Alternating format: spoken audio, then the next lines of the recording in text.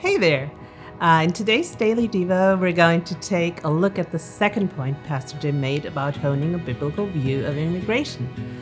Before we get into it, I just want to name that I hope it is obvious, in that these are basic starting points for any Christian, regardless of their political views.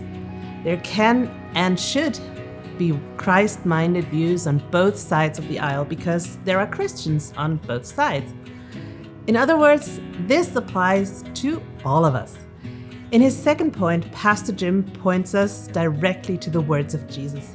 I'm going to read just a piece of it here from Matthew's biography of Jesus' life. Then these righteous ones will reply, Lord, when did we ever see you hungry and feed you, or thirsty and give you something to drink? Or a stranger and show you hospitality, or naked and give you clothing? When did we ever see you sick or in prison or visit you? And the king will say, I tell you the truth, when you did it to one of the least of my brothers and sisters, you were doing it to me. Then the king will turn to those on the left and say, Away with you, you cursed ones, into the eternal fire prepared for the devil and his demons. For I was hungry and you didn't feed me. I was thirsty and you didn't give me a drink. I was a stranger, and you didn't invite me into your home. I was naked, and you didn't give me clothing. I was sick and in prison, and you didn't visit me. Then they will reply, Lord, when did we ever see you hungry or thirsty or a stranger or naked or sick or in prison and not help you? And he will answer, I tell you the truth, when you refused to help the least of these my brothers and sisters, you were refusing to help me. Jesus is saying, the way we treat his people, especially the vulnerable, is how we have treated him.